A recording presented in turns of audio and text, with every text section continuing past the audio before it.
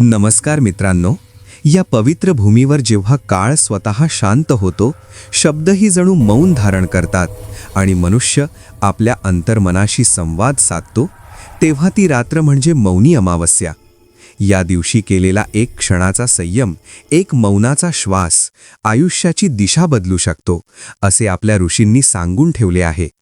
परंतु आजच्या कथेत आपण केवळ व्रत किंवा विधी ऐकणार नाही, तर एका अशा जीवन प्रवासाची साक्षीदार होणार आहोत, ज्यात मौनामुळे दुःख वितळले, अहंकार गळून पडला आणि भक्तीने ईश्वराला साक्षात प्रगट केले.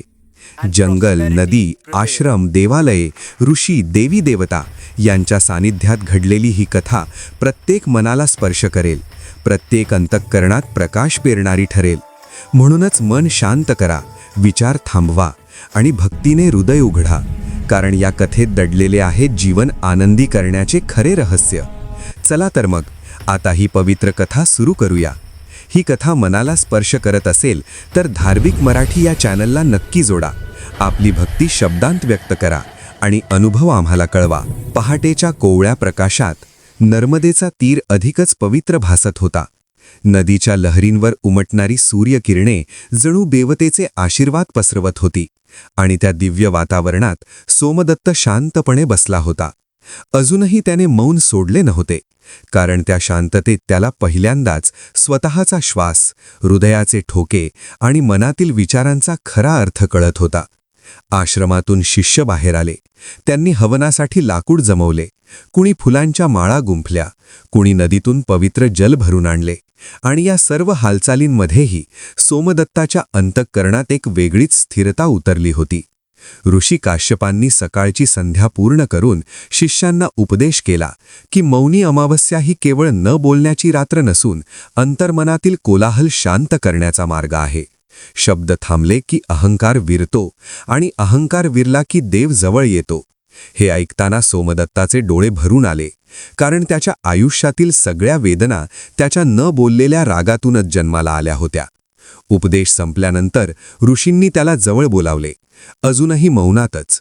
त्यांनी नदीकडे बोट दाखवले आणि त्या प्रवाहाकडे पाहताना सोमदत्ताला जाणवले की नदी कधीही मागे वळून पाहत नाही. ती शांतपणे पुढे वाहते, जशी जीवनानेही वाहायला शिकवले पाहिजे. त्या दिवशी आश्रमात देवी अन्नपूर्णेची पूजा होती. धूप, दीप, मंत्रोच्चार यांनी संपूर्ण परिसर भारावून गेला. मंदिराच्या गाभाऱ्यातील दिव्याचा प्रकाश सोमदत्ताच्या डोळ्यात उतरला आणि त्या प्रकाशात त्याला आईचा चेहरा आठवला. तिचे कष्ट, तिचे मौनातील दुःख आणि त्याच्या कठोर शब्दांनी तिला दिलेल्या जखमा. त्या क्षणी त्याच्या अंतःकरणात पश्चातापाची ज्वाला पेटली. पूजा संपल्यानंतर गावातील लोक प्रसाद घेण्यासाठी रांगेत उभे राहिले. कुणी आनंदी, कुणी चिंताग्रस्त, कुणी आशेने भरलेले. आणि सोमदत्ताला उमगले की प्रत्येक जण बाहेरून वेगळा दिसत असला तरी आतून कुणाच्या तरी मौनात दुःख दडलेले असते. दुपारच्या वेळी ऋषींनी त्याला आश्रमाच्या मागील वनात पाठवले. तेथे एक प्राचीन शिवालय होते, झाडांच्या मुळांमध्ये लपलेले, काळाच्या ओघात विस्मरणात गेलेले. तेथे जाऊन ध्यान कर, असे त्यांनी इशाऱ्याने सांगितले. वनात पाऊल टाकताच पक्ष्यांचे कलरव, वाऱ्याची सळसळ आणि पानांवरून गळणारा प्रकाश त्याला वेढून टाकत होता. शिवालयात प्रवेश करताच त्याला एक विलक्षण शांतता जाणवली. शिलाखंडावर विराजमान असलेला शिवलिंग काळ्या दगडातूनही तेजस्वी वाटत होता. त्याने डोळे मिटले आणि त्या मौनात त्याने प्रथमच काहीही न मागता फक्त समर्पण केले. वेळ किती गेला त्याला कळलेच नाही. संध्याकाळी डोळे उघडले तेव्हा मंदिरात दिवे आपोआप तेवत असल्यासारखे भासले आणि त्या प्रकाशात त्याला जाणवले की त्याचे मन आता पूर्वीसारखे जड राहिलेले नाही. आश्रमात परतताना त्याला मार्गात एक वृद्ध तपस्वी भेटले. अंगावर फाटके वस्त्र, पण डोळ्यात विलक्षण शांती. त्यांनी मंद हसत फक्त एवढेच म्हटले की मौनात देव बोलतो, पण ऐकण्याची तयारी हवी. त्या शब्दांनी सोमदत्ताच्या अनुभवाला शिक्कामोर्तब केले. रात्री आश्रमात मौनी अमावस्येची जागरण पूजा झाली. दीपांची रांग, मंत्रांचा निनाद आणि नदीवर उमटणाऱ्या दिव्यांचे प्रतिबिंब पाहताना सोमदत्ताच्या अंतःकरणात भक्तीचा सागर उसळला. त्याला उमगले की आयुष्य आनंदी करण्यासाठी परिस्थिती बदलावी लागत नाही, तर अंतर्मन शांत करावे लागते. आणि हेच मौनी अमावस्येचे खरे रहस्य आहे. त्या रात्री त्याने मौन सोडले, पण शब्द सावध झाले होते. अहंकार मावळला होता आणि हृदयात कृतज्ञतेचा दीप प्रज्वलित झाला होता. मात्र या परिवर्तनाची खरी कसोटी अजून बाकी होती. कारण मौनातून मिळालेली शांती आयुष्याच्या संघर्षात टिकवता येते का, याचे उत्तर पुढील प्रवासात उलगडणार होते. सूर्य मावळतीकडे झुकत असताना आश्रमावर एक वेगळेच गांभीर्य पसरले होते. दिवसभर मौन, उपासना आणि आत्मचिंतनाने भारलेला सोमदत्त आता बदललेला भासत होता. परंतु आयुष्य त्याची परीक्षा घेण्यासाठी सज्ज झाले होते. कारण संध्याकाळ होताच गावातून एक धावता संदेशवाहक आश्रमात आला. त्याच्या चेहऱ्यावर भीती आणि घाई स्पष्ट दिसत होती. त्याने ऋषी काश्यपांच्या चरणी नतमस्तक होऊन सांगितले की गावात भीषण संकट उभे राहिले आहे. जंगलातून आलेल्या एका क्रूर दरोडेखोर टोळीने गावाजवळील व्यापारी मार्ग अडवला आहे. अन्नधान्य लुटले जात आहे आणि लोक भयभीत झाले आहेत. हे ऐकून आश्रमातील शिष्य अस्वस्थ झाले. कुणाच्या मनात राग, कुणाच्या मनात भीती, तर कुणाच्या मनात प्रतिकाराची ज्वाला पेटली. सोमदत्तही ते ऐकत होता. त्याच्या छातीत जुना राग डोकेवर काढू लागला. वडिलांच्या मृत्यूनंतर त्याने अशाच अन्यायाविरुद्ध तलवार उचलण्याची स्वप्ने पाहिली होती. पण त्या क्षणी त्याला मौनी अमावस्येच्या रात्री अनुभवलेली शांती आठवली. शब्द न बोलता विचारांना थांबवण्याचा तो प्रयत्न करू लागला. ऋषी काश्यपांनी सर्वांना शांत केले आणि सांगितले की संकटावर केवळ बळाने मात होत नाही, विवेक आणि संयमही तितकेच आवश्यक असतात. त्यांनी सोमदत्ताकडे पाहून त्याला वनातील शिवालयाकडे पुन्हा जाण्याची सूचना केली, पण यावेळी ध्यानासाठी नव्हे तर स्वतःचा निर्णय शोधण्यासाठी. सोमदत्ताने मस्तक झुकवले आणि एकटा वनमार्गाने निघाला. संध्याकाळच्या धुसर प्रकाशात झाडांच्या सावल्या लांब पसरल्या होत्या. प्रत्येक पावलासोबत त्याच्या मनात द्वंद्व सुरू होते. जर मी गप्प बसलो तर अन्याय वाढेल का, आणि जर मी शस्त्र उचलले तर माझ्या मनातील शांती नष्ट होईल का? या प्रश्नांनी त्याचे अंतर्मन ढवळून निघाले. शिवालयात पोहोचल्यावर त्याने दिवा पेटवला, पण यावेळी डोळे मिटताच त्याला ध्यान लागत नव्हते. विचारांची गर्दी वाढतच गेली. तेव्हा त्याने हात जोडले आणि अंतःकरणातून एकच प्रार्थना केली, मला योग्य मार्ग दाखव. त्या क्षणी मंदिराबाहेर वाळ्याचा जोर वाढला. पानांची सळसळ झाली आणि शिवलिंगावर पडलेल्या दिव्याचा प्रकाश अधिकच उजळला. त्या उजेडात त्याला जाणवले की मौन म्हणजे पलायन नाही, तर योग्य क्षणी योग्य कृती करण्याची ताकद आहे. तो निर्धार करून उठला. आश्रमात परतल्यावर त्याने ऋषींना नम्रपणे सांगितले की तो गावकऱ्यांसोबत जाईल, पण रागाने नव्हे, विवेकाने. ऋषी काश्यपांनी समाधानाने मान हलवली. रात्रीत सोमदत्त आणि काही गावकरी बैलगाडीतून त्या मार्गाकडे निघाले. चंद्रप्रकाशात रस्ता उजळलेला होता, पण मनात अज्ञाताची भीती दडलेली होती. दरोडेखोरांच्या छावणीजवळ पोहोचल्यावर सोमदत्ताने शस्त्र उचलण्याऐवजी आधी मौन पाळले. त्याने छावणीच्या मध्यभागी जाऊन शांतपणे उभे राहिले. त्याच्या निर्भयतेने दरोडेखोर गोंधळले. त्यांच्या मुखियाने रागाने विचारले की तू कोण आहेस आणि इथे कशासाठी आलास? सोमदत्ताने शांत स्वरात उत्तर दिले की मी तुमच्याशी लढायला नाही तर बोलायला आलो आहे. त्याच्या आवाजातील स्थिरतेने मुखिया क्षणभर थांबला. सोमदत्ताने त्यांना सांगितले की हिंसेने मिळालेला अन्नाचा घास कधीच पोट भरत नाही आणि रागातून उभे राहिलेले साम्राज्य टिकत नाही. त्याने स्वतःच्या दुःखाची, वडिलांच्या मृत्यूची आणि रागाने जळलेल्या आयुष्याची कथा सांगितली. शब्द कमी होते, पण भाव खोल होते. त्या मौनातून आलेल्या शब्दांनी छावणीत शांतता पसरली. मुखियाच्या डोळ्यांतही क्षणभर पश्चात्ताप चमकून गेला. अखेरीस त्याने लुटलेले अन्न परत देण्याचे मान्य केले आणि मार्ग मोकळा केला. गावकरी थक्क झाले, कारण तलवार न उचलता विजय मिळवलेला त्यांनी पहिल्यांदाच पाहिला. परतीच्या मार्गावर सोमदत्ताच्या मनात कृतज्ञतेची लहर उसळली. त्याला उमगले की मौनी अमावस्येने त्याला केवळ शांत केले नाही, तर योग्य वेळी धैर्याने बोलण्याची शक्ती दिली. आश्रमात परतल्यावर ऋषी काश्यपांनी त्याला आशीर्वाद दिला आणि सांगितले की ज्याने मौनातून विवेक मिळवला त्याचे आयुष्य आपोआप आनंदी होते. त्या रात्री सोमदत्ताने आकाशाकडे पाहिले. तारे शांतपणे चमकत होते, जणू त्याच्या अंतर्मनासारखेच स्थिर. आणि त्याला जाणवले की हा प्रवास अजून संपलेला नाही, कारण खरी भक्ती ही रोजच्या आचरणात उतरवावी लागते आणि त्याची पुढची परीक्षा लवकरच येणार होती. रात्रीच्या त्या शांततेनंतर आश्रमात एक नवेच तेज पसरले होते. सोमदत्ताच्या डोळ्यात आता पूर्वीसारखी अस्वस्थता उरली नव्हती, तर अनुभवातून आलेली स्थिरता दिसत होती. सकाळी नर्मदेच्या तीरावर स्नान करताना त्याने पहिल्यांदाच पाण्याशी मनाने संवाद साधला. प्रवाह जसा अडथळ्यांना वळसा घालून पुढे जातो, तसेच आयुष्यालाही मार्ग काढत पुढे जायचे असते हे त्याला उमगले. आश्रमात परतल्यावर ऋषी काश्यपांनी सर्व शिष्यांना एकत्र बोलावले आणि सांगितले की सोमदत्ताच्या जीवनातील परिवर्तन हे केवळ त्याचे वैयक्तिक नाही, तर समाजासाठी एक संदेश आहे. म्हणूनच त्याला आता पुढील प्रवासाला पाठवणे आवश्यक आहे. हे ऐकून सोमदत्ताच्या मनात उत्सुकता आणि थोडी भीतीही निर्माण झाली. ऋषींनी त्याला सांगितले की जवळच्या पर्वतरांगेत एक प्राचीन देवीचे मंदिर आहे. तेथे अनेक वर्षांपासून योग्य विधी झालेले नाहीत आणि त्या प्रदेशात दुष्काळाची छाया दाटली आहे. मौनी अमावस्येच्या आशीर्वादाने मिळालेला विवेक घेऊन तेथे जाऊन देवीची उपासना कर आणि लोकांना योग्य मार्ग दाखव, असा ऋषींचा आदेश होता. सोमदत्ताने मस्तक झुकवले आणि आज्ञा स्वीकारली. प्रवासासाठी त्याने साधे वस्त्र, थोडे अन्नधान्य आणि मनात आढळ श्रद्धा एवढेच घेतले. वनमार्गाने जाताना त्याला विविध तपस्वी, भिल्ल, साधक भेटत गेले. कुणी त्याला आदराने पाहिले तर कुणी संशयाने, पण त्याने कुणालाही कटुशब्द न बोलता शांतपणे उत्तर दिले. या प्रवासात त्याला जाणवले की मौन हे केवळ शब्दांचे नसून मनाचेही असते. पर्वताच्या पायथ्याशी पोहोचल्यावर त्याला एक लहानसे गाव दिसले. मातीची घरे, कोरडी विहीर आणि लोकांच्या चेहऱ्यावर थकवा स्पष्ट जाणवत होता. गावकऱ्यांनी सांगितले की देवीचा कोप झाल्यामुळे पावसाने पाठ फिरवली आहे आणि अनेकांनी आशा सोडली आहे. सोमदत्ताने त्यांना एकत्र केले आणि सांगितले की देवी कोप करत नाही, माणूसच आपले कर्तव्य विसरतो, आणि त्याने सर्वांना मौनव्रतासह उपासना करण्याचा सल्ला दिला.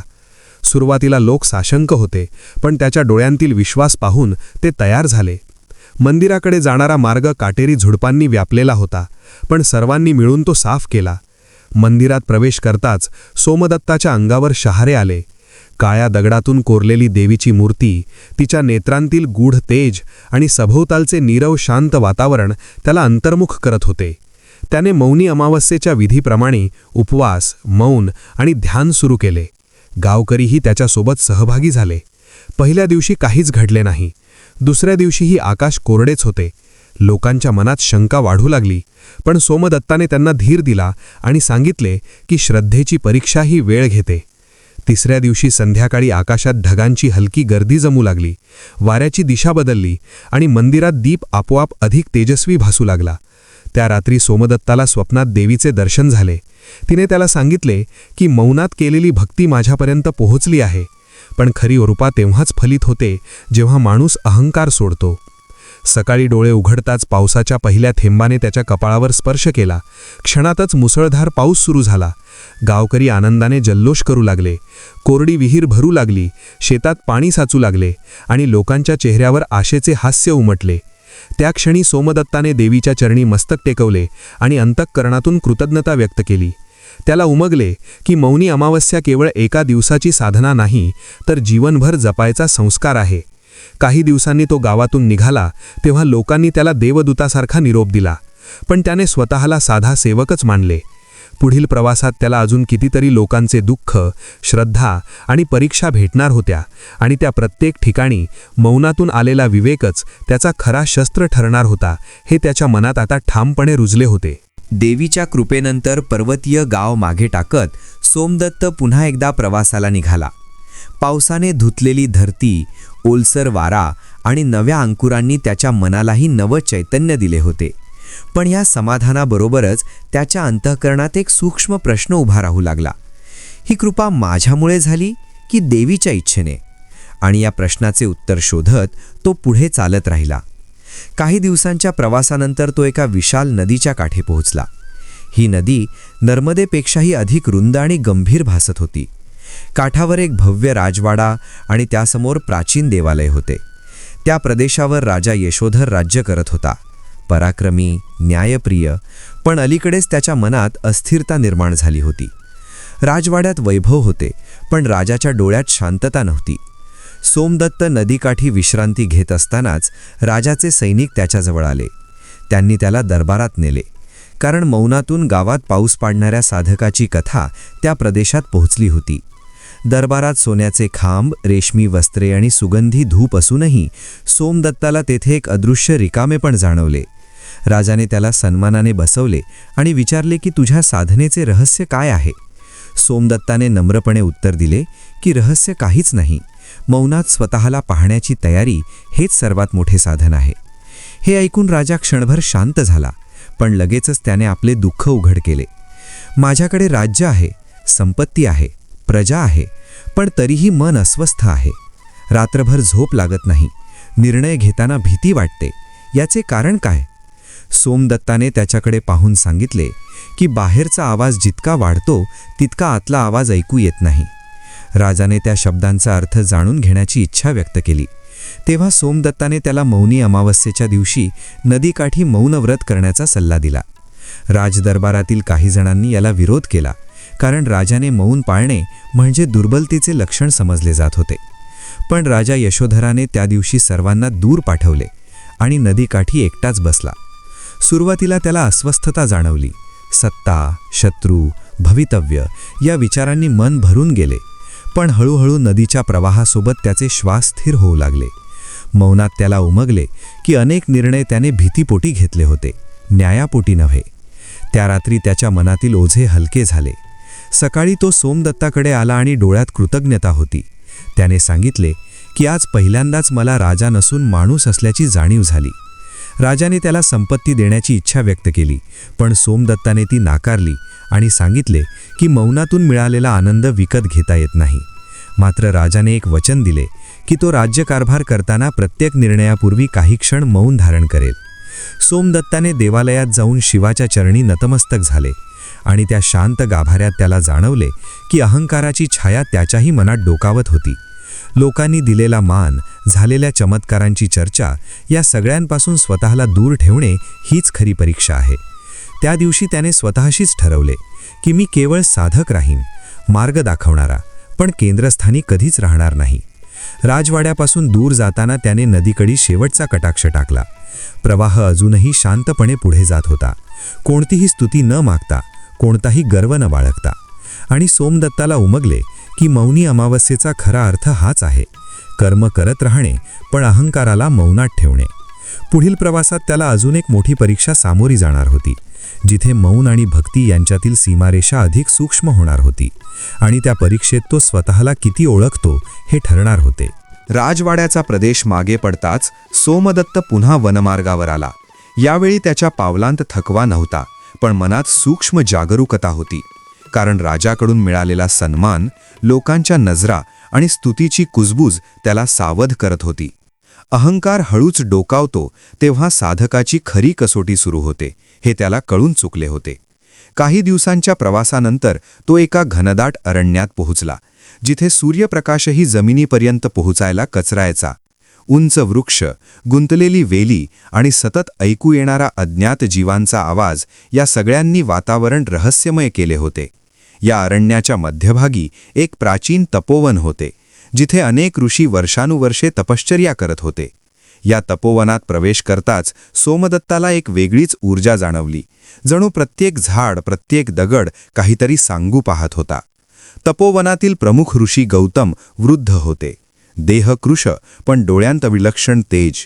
त्यांनी सोमदत्ताकडे पाहून त्याचे स्वागत केले आणि सांगितले की तुझ्या मौन साधनेची कीर्ती इथपर्यंत पोहोचली आहे. पण कीर्ती ही साधनेची मित्र नसून कधीकधी शत्रूही ठरते. हे ऐकून सोमदत्ताने मस्तक झुकवले. ऋषींनी त्याला तपोवनात काही काळ राहण्यास सांगितले. येथे दिवस कठोर होते. पहाटे स्नान, ध्यान, वनातील काम आणि संध्याकाळी शास्त्रचर्चा या सगळ्यात सोमदत्त रमला. पण इथेही एक परीक्षा त्याची वाट पाहत होती. तपोवनात एक तरुण शिष्य होता, नाव देवांश. तो अत्यंत बुद्धिमान पण गर्विष्ठ होता. सोमदत्ताकडे येणारा मान पाहून त्याच्या मनात ईर्ष्या निर्माण झाली. तो सतत सोमदत्ताच्या साधनेवर प्रश्नचिन्ह उभे करत असे. एके दिवशी सर्व ऋषी एकत्र असताना देवांशाने मोठ्याने विचारले की मौन पाळून आणि थोडी करुणा दाखवून कोणीही मोठा साधक होऊ शकतो का, की लोकांच्या अज्ञानाचा फायदा घेतला जातो? हे शब्द ऐकून सभेत कुजबूज सुरू झाली. सर्वांच्या नजरा सोमदत्ताकडे वळल्या. त्या क्षणी त्याच्याकडे स्वतःचे समर्थन करण्याची, चमत्कार सांगण्याची संधी होती. पण त्याला आठवले की मौन हीच त्याची खरी ओळख आहे. त्याने काहीही न बोलता डोळे मिटले. त्याच्या त्या शांततेने वातावरण अधिकच गंभीर झाले. ऋषी गौतम पुढे आले आणि देवांशाला सांगितले की जो स्वतःला सिद्ध करण्यात वेळ घालवतो तो अजून स्वतःला ओळखत नाही, आणि जो मौनात राहतो तोच खरे उत्तर देतो. देवांशाचे डोळे खाली गेले, पण त्याची अंतर्गत अस्वस्थता संपली नव्हती. त्या रात्री अरण्यात भयंकर वादळ उठले. वारा, पाऊस आणि विजांचा कडकडाट सुरू झाला. तपोवनातील काही कुटींचे नुकसान झाले. एक मोठे झाड कोसळून देवांश अडकला. त्याची मदतीची हाक अरण्यात घुमू लागली. वादळात कुणीही पुढे जाण्याची हिंमत करत नव्हते. पण सोमदत्ताने क्षणाचाही विचार न करता त्या दिशेने धाव घेतली. काटे, पावसाचा मारा, अंधार यांची पर्वा न करता त्याने झाडाखाली अडकलेल्या देवांशाला बाहेर काढले. स्वतः जखमी होऊनही त्याने त्याला सुरक्षित ठिकाणी आणले. वादळ थांबल्यावर सर्वांनी हा प्रसंग पाहिला. देवांशाच्या डोळ्यात अश्रू होते. तो सोमदत्ताच्या चरणी पडला आणि म्हणाला की आज मला कळले की खरी साधना ही शब्दांत नाही तर कृतीत असते, आणि अहंकार मौनानेच वितळतो. सोमदत्ताने त्याला उचलले आणि काहीही न बोलता मिठी मारली. त्या आलिंगनात कोणताही गर्व नव्हता, फक्त करुणा होती.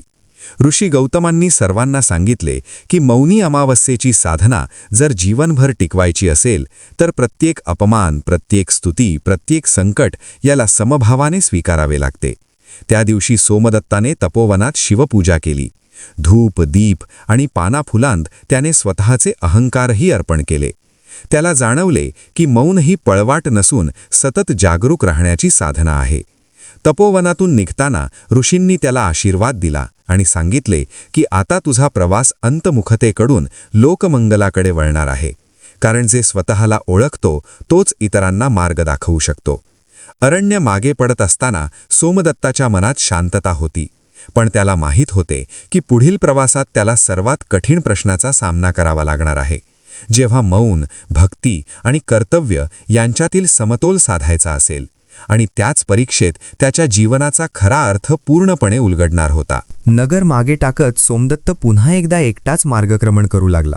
पण यावेळी त्याच्या मनातील शांतता अधिक परिपक्व झाली होती, कारण मंदिरातील त्या रात्री त्याने स्वतःतील सूक्ष्म अहंकार ओळखून त्याला नम्रपणे स्वीकारले होते. काही दिवस चालल्यानंतर तो एका विस्तीर्ण दऱ्यांच्या प्रदेशात पोहोचला, जिथे उंच कडे, खोल दऱ्या आणि मधोमध वाहणारी एक पवित्र नदी परिसराला भय आणि सौंदर्य यांचा संगम देत होती. या नदीच्या काठी एक प्राचीन गुरुकुल होते. अनेक शिष्य तेथे वेदाध्ययन करत होते, पण वातावरणात एक प्रकारचा तणाव जाणवत होता. सोमदत्ताने गुरुकुलात प्रवेश केला तेव्हा आचार्य भार्गव चिंतेत बसलेले दिसले. चौकशी केल्यावर समजले की गुरुकुलातील शिष्यांमध्ये मतभेद वाढले आहेत. काही जण ज्ञानाला श्रेष्ठ मानत होते तर काही जण भक्तीला, आणि या वादामुळे अभ्यास, साधना सगळेच ढासळत होते. सोमदत्ताने हे ऐकले तेव्हा त्याला जाणवले की हा संघर्ष बाहेरचा नसून अंतर्मनातला आहे. त्याने आचार्यांना विनंती केली की मौनी अमावस्येपर्यंत सर्व शिष्यांना मौनव्रत घ्यायला सांगावे. सुरुवातीला आचार्य साशंक होते, पण परिस्थिती गंभीर असल्यामुळे त्यांनी अनुमती दिली. मौनी अमावस्येची रात्र जवळ आली तशी गुरुकुलात एक वेगळीच शांतता पसरली. शिष्य बोलणे थांबवून ध्यान, सेवा आणि स्वाध्यायात मग्न झाले. पहिल्या दिवशी अनेकांना अस्वस्थता जाणवली, कारण मत मांडता न आल्याने अहंकार दुखावला होता. पण हळूहळू त्या मौनात प्रत्येकाला स्वतःचे विचार स्पष्ट ऐकू येऊ लागले. नदीच्या काठी बसून ध्यान करताना सोमदत्त सर्वांना पाहत होता, पण कुठलाही उपदेश करत नव्हता, कारण त्याला माहीत होते की खरे उत्तर शब्दातून नव्हे तर अनुभवातून येते. तिसऱ्या दिवशी संध्याकाळी गुरुकुलाच्या सभागृहात सर्व शिष्य एकत्र बसले. आचार्य भार्गवांनी इशाराने मौन सोडण्याची परवानगी दिली, आणि आश्चर्य म्हणजे कुणीही लगेच बोलले नाही. प्रत्येकाच्या डोळ्यात एक वेगळीच नम्रता उतरली होती. अखेरीस एक शिष्य उठून म्हणाला की ज्ञानामुळे मला गर्व आला होता, पण मौनात कळले की ज्ञान सेवा नसेल तर ते ओझे ठरते. दुसऱ्याने सांगितले की भक्तीच्या नावाखाली मी विचार टाळत होतो, पण मौनात प्रश्न विचारणे ही भक्तीच आहे हे उमगले. या स्वीकारातून वातावरण हलके झाले. सोमदत्ताने तेव्हा फक्त एवढेच सांगितले की ज्ञान आणि भक्ती हे दोन वेगवेगळे मार्ग नसून एकाच सत्याकडे जाणारे दोन पाऊलं आहेत, आणि मौन हा त्यांचा संगम आहे. आचार्य भार्गवांच्या डोळ्यात कृतज्ञतेचे अश्रू आले. गुरुकुलात पुन्हा शिस्त, आदर आणि आनंद परतला. काही दिवसांनी सोमदत्त निघताना शिष्यांनी त्याला गुरुदक्षिणा देऊ केली, पण त्याने ती नाकारून सांगितले की माझी गुरुदक्षिणा म्हणजे तुमचे अंतर्मन जागे ठेवणे. गुरुकुलातून बाहेर पडताच त्याच्या मनात एक वेगळाच विचार उगवला. आत्तापर्यंत तो इतरांच्या जीवनात समतोल आणत होता, पण आता आयुष्य त्याला स्वतःच्या सर्वात कठीण प्रश्नासमोर उभे करणार होते. कारण पुढील प्रवास त्याला पुन्हा त्याच गावाकडे घेऊन जाणार होता जिथे त्याची आई एकटी राहत होती आणि जिथून तो राग, दुःख आणि असंतोष घेऊन निघून गेला होता. त्या विचाराने त्याचे हृदय दडपले. कारण साधक होणे सोपे असते, पण आप्तांपुढे नम्र होणे सर्वात कठीण असते. मौनी अमावस्येने त्याला जगाशी वागायला शिकवले होते, पण आता प्रश्न होता की तो त्या शिकवणीचा उपयोग स्वतःच्या घरात करू शकतो का? त्या अंतर्गत द्वंद्वातच तो पुढे चालू लागला. कारण त्याला कळून चुकले होते की आयुष्य आनंदी होण्यासाठी सर्वात आधी अपूर्ण नात्यांना मौन, प्रेम आणि स्वीकाराने स्पर्श करावा लागतो. आणि हीच पुढील परीक्षेची खरी सुरुवात होती. आईच्या गावाकडे जाणारा तो ओळखीचा पण विसरलेला मार्ग सोमदत्ताच्या मनात अनेक आठवणी जागवत होता. लहानपणी बैलगाडीतून केलेले प्रवास, वडिलांचा कडक पण प्रेमळ आवाज आणि आईचे न बोलता केलेले त्याग, हे सगळे त्याच्या अंतःकरणात एकामागोमाग उलगडत होते. साधनेच्या प्रवासात त्यानं कित्येक लोकांचे दुःख हलके केले होते, पण स्वतःच्या आईपासून तो पळत राहिला होता. कारण तिच्या डोळ्यांत पाहणे म्हणजे स्वतःच्या चुका मान्य करणे होते. गावाच्या सीमेवर पोहोचताच त्याला ओळखीची नदी दिसली, जिच्या काठावर तो बालपणी खेळायचा. पण आज ती नदी ही जणू गंभीर भासत होती. गावात प्रवेश करताच लोकांनी त्याला ओळखले. काहींनी आदराने नमस्कार केला तर काहींनी आश्चर्याने पाहिले. कारण रागीट, उद्धट सोमदत्त आता शांत साधक म्हणून परतला होता. त्याचे घर अजूनही तिथेच होते. कौलारू छप्पर, मातीची भिंत आणि अंगणात उभे असलेले तेच जुने वडाचे झाड. दार उघडताच आई समोर उभी होती. केस पांढरे झालेले, चेहऱ्यावर काळजीच्या रेषा, पण डोळ्यात अजूनही मायेची ओल. काही क्षण दोघेही बोलू शकले नाहीत, कारण त्या मौनात वर्षानुवर्षांचे दुःख साचलेले होते. अखेरीस सोमदत्त आईच्या चरणी बसला. डोळ्यांत अश्रू होते, पण शब्द नव्हते. आईने त्याच्या डोक्यावर हात ठेवला आणि त्या स्पर्शात कोणतीही तक्रार नव्हती, फक्त स्वीकार होता. त्या रात्री घरात मौनच होते, पण ते मौन वेदनादायक नव्हते, ते उपचार करणारे होते. दुसऱ्या दिवशी गावात समजले की अनेक वर्षांपासून गावाला पाण्याची टंचाई भासत आहे. नदी उन्हाळ्यात कोरडी पडते आणि गावकरी एकमेकांवर दोष टाकत आहेत. सोमदत्ताने हे ऐकले तेव्हा त्याला जाणवले की आईचे दुःख हे फक्त वैयक्तिक नाही, तर संपूर्ण गावाशी जोडलेले आहे. त्याने गावकऱ्यांना एकत्र बोलावले आणि मौनी अमावस्येच्या दिवशी सामूहिक मौन व्रत आणि सेवा करण्याचा प्रस्ताव मांडला. काहींनी विरोध केला, पण त्याच्या अनुभवावर विश्वास ठेवून अनेक जण तयार झाले. त्या दिवशी सर्वांनी नदीकाठी जमून मौन पाळले. कुणी नदी स्वच्छ केली, कुणी जुन्या जलवाहिन्या मोकळ्या केल्या, कुणी देवालयात सेवा केली. शब्द न बोलता केलेली ती सेवा गावकऱ्यांना एकत्र आणत होती. संध्याकाळी आईने सोमदत्ताला सांगितले की आज पहिल्यांदाच मला तुझ्या वडिलांची आठवण समाधानाने आली, कारण तू राग न करता जबाबदारी स्वीकारलीस. त्या रात्री हलका पाऊस पडला. फार मोठा नव्हता, पण आशेचा होता. गावकऱ्यांनी तो देवीचा संकेत मानला. सोमदत्ताच्या मनात मात्र एक वेगळाच भाव आला. मला इथेच थांबावे का? आईची सेवा करावी का? की पुन्हा प्रवास सुरू ठेवावा? साधकासाठी संसार आणि त्याग यांच्यातील हा प्रश्न फार खोल होता. त्याने त्या रात्री मौनातच वडाच्या झाडाखाली ध्यान केले आणि त्याला जाणवले की पळून जाणे हा त्याग नसतो, तर जिथे आहोत तिथे पूर्णपणे उपस्थित राहणे हीच खरी साधना आहे. सकाळी उठून त्याने ठरवले की काही काळ तो आईसोबतच राहील, गावासाठी काम करेल. कारण मौनी अमावस्येने त्याला शिकवले होते की आनंद हा दूर कुठे नसतो, तो कर्तव्यात आणि प्रेमातच दडलेला असतो. आणि त्या निर्णयाने त्याच्या अंतःकरणातील एक मोठे ओझे हलके झाले. कारण आज प्रथमच तो साधक म्हणून नाही, तर पुत्र म्हणून पूर्ण झाला होता. पण या स्थैर्यालाही आयुष्य एक अंतिम कसोटी लावणार होते, जी केवळ त्याची नाही, तर संपूर्ण गावाची दिशा बदलणारी ठरणार होती. आईसोबत काही काळ घालवत असताना सोमदत्ताला गावाच्या प्रत्येक श्वासाशी स्वतःचे नाते जोडले जात असल्याची जाणीव होत होती.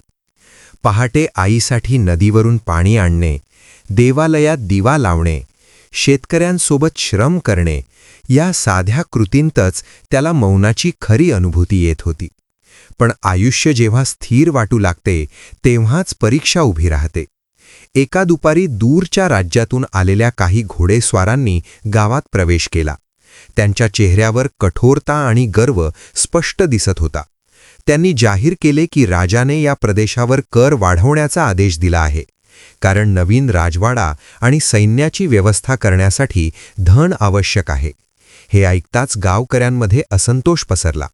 आधीच दुष्काळ, पाण्याची टंचाई आणि कष्टाने उभारी घेतलेले जीवन पुन्हा संकटात सापडले. काही तरुण संतापाने उठून उभे राहिले आणि विरोध करण्याची भाषा करू लागले. सोमदत्त शांतपणे हे सगळे पाहत होता. त्याच्या मनात पुन्हा एकदा जुना राग हलू लागला. पण लगेचच त्याला मौनी अमावस्येची आठवण झाली. शब्दांपूर्वी विचार आणि विचारांपूर्वी शांती. त्याने गावकऱ्यांना शांत केले आणि सांगितले की रागातून घेतलेला निर्णय अधिक दुःख देतो. आपण आधी सत्य समजून घेऊया. त्याने ठरवले की तो स्वतः राजदरबारात जाईल आणि गावकऱ्यांची व्यथा मांडेल. आईने त्याला निघताना आशीर्वाद दिला. तिच्या डोळ्यात भीती होती, पण विश्वासही होता. राजवाड्यापर्यंतचा प्रवास कठीण होता, पण सोमदत्ताच्या मनात स्पष्टता होती. दरबारात पोहोचल्यावर त्याने कुठलाही आव आणला नाही. साध्या वस्त्रात शांत नजरेने तो उभा राहिला.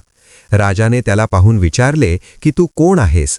तेव्हा त्याने सांगितले की मी त्या लोकांचा प्रतिनिधी आहे जे बोलण्याआधी मौनात विचार करतात. त्याने करामुळे होणाऱ्या त्रासाचे वर्णन केले, पण तक्रारीच्या स्वरात नव्हे तर विवेकाने. राजाने सुरुवातीला कठोरपणा दाखवला, पण सोमदत्ताच्या शब्दांमधील स्थिरता आणि प्रामाणिकपणा त्याला स्पर्शून गेला. सोमदत्ताने सांगितले की राजा जर प्रजेचे दुःख ऐकून घेत नाही तर त्याचे राज्य मजबूत राहू शकत नाही. काही क्षण दरबारात पूर्ण शांतता पसरली आणि त्या मौनातच राजाच्या अंतर्मनाने उत्तर दिले. त्याने करवाढीचा आदेश मागे घेतला आणि गावासाठी जलसंधारणाची मदत देण्याचे मान्य केले. दरबारातून बाहेर पडताना सोमदत्ताला कुठलाही विजयाचा गर्व वाटला नाही. उलट जबाबदारी अधिक वाढल्याची जाणीव झाली. गावात परतल्यावर लोकांनी आनंदाने त्याचे स्वागत केले, पण त्याने सर्वांना सांगितले की हा माझा नव्हे तर आपल्या संयमाचा विजय आहे. त्या रात्री गावात सामूहिक दीपप्रज्वलन झाले. आईने त्याच्याकडे पाहून शांतपणे हसले. त्या हास्यात अभिमान नव्हता तर समाधान होते. सोमदत्ताला जाणवले की मौनी अमावस्येने त्याला बोलायला नाही तर ऐकायला शिकवले, आणि ऐकण्यातूनच खरा बदल घडतो. पण आयुष्य अजून एक अंतिम वळण घेणार होते, कारण ज्या राजाने आज न्याय दिला होता त्याच राज्यावर बाहेरील आक्रमणाची चाहूल लागली होती. आणि त्या संकटात मौन, भक्ती आणि कर्तव्य यांची अंतिम परीक्षा घेण्यात येणार होती. जिथे सोमदत्ताला केवळ साधक किंवा पुत्र नव्हे तर संपूर्ण समाजाचा आधार बनावे लागणार होते. आणि त्या निर्णायक क्षणात मौनी अमावस्येच्या शिकवणीचे खरे मोल सिद्ध होणार होते. राज्यावर आलेल्या बाह्य आक्रमणाची वार्ता वाऱ्यासारखी गावोगावी पसरत गेली. सीमावर्ती भागात लुटमार सुरू झाली होती. लोकांच्या मनात पुन्हा भीतीचे सावट दाटू लागले. सोमदत्ताच्या गावातही अस्वस्थता वाढली, कारण युद्ध म्हणजे केवळ तलवारींचा संघर्ष नसतो, तर उपासमार, विस्थापन आणि नात्यांची तुटण यांची सुरुवात असते. अनेक तरुण शस्त्र उचलण्याची भाषा करू लागले. काही वृद्धांनी पलायनाचा सल्ला दिला, तर काहींनी देवावर सगळे सोपवून गप्प बसणे योग्य मानले. या सर्व गोंधळात सोमदत्त शांत होता, कारण त्याला माहीत होते की अशा वेळी शब्दांपेक्षा दिशा महत्त्वाची असते. त्याने गावकऱ्यांना देवालयात एकत्र बोलावले, पण यावेळी भाषण करण्यासाठी नव्हे तर मौनासाठी. त्याने सांगितले की उद्या मौनी अमावस्या आहे आणि या संकटाच्या उंबरठ्यावर आपण आधी आपल्या अंतर्मनातील भीती शांत केली पाहिजे, कारण घाबरलेले मन चुकीचे निर्णय घेते. काहींना हे अवास्तव वाटले, पण मागील अनुभवांमुळे बहुतेक लोक तयार झाले. त्या रात्री देवालयात दिवे लावले गेले, धूप दरवळत होता आणि संपूर्ण गाव मौनात बसले होते. बाहेर अंधार, आत शांतता, या विरोधाभासातच साधना सुरू होती. ध्यानात बसलेल्या सोमदत्ताच्या मनात मात्र विचारांचे वादळ सुरू झाले. जर आक्रमण इथेच आले तर मी काय करणार? लोकांचे प्राण वाचवण्यासाठी मौन पुरेसे ठरेल का? या प्रश्नांनी त्याला अस्वस्थ केले. पण त्याने त्या भीतीकडेही साक्षीभावाने पाहिले. काही वेळाने त्याच्या मनात एक स्पष्ट विचार उमटला. मौन हे कृतीचा विरोध नाही, तर कृतीला योग्य दिशा देणारा दीप आहे. पहाटे देवालयातील घंटा वाजली आणि लोकांचे डोळे उघडले. तेव्हा वातावरण बदललेले होते. भीती कमी झाली होती आणि विचारात स्पष्टता आली होती. सोमदत्ताने गावकऱ्यांना सांगितले की युद्धाला तोंड देण्यासाठी केवळ शस्त्र नव्हे तर एकता आवश्यक आहे. काही जण राजाच्या सैन्याला मदत करण्यासाठी जाणार, काही जण गावातील स्त्रिया आणि मुलांच्या सुरक्षेची व्यवस्था पाहणार, तर काही जण अन्नधान्य आणि पाण्याची सोय करणार. प्रत्येकाला आपली भूमिका स्पष्ट मिळाली. त्यामुळे गोंधळ कमी झाला. आईने सोमदत्ताकडे पाहून विचारले की तू कुठे असणार? त्याने शांतपणे सांगितले की जिथे गरज असेल तिथे. काही दिवसांतच संघर्ष जवळ आला. दूरवरून रणभेरीचे आवाज ऐकू येऊ लागले. पण गावात अफरातफर नव्हती, कारण प्रत्येकजण आपापल्या कर्तव्यात गुंतलेला होता. एके दिवशी जखमी सैनिकांचा एक ताफा गावात आला. सोमदत्ताने कोणताही भेदभाव न करता त्यांची सेवा केली. पाणी दिले, जखमा बांधल्या.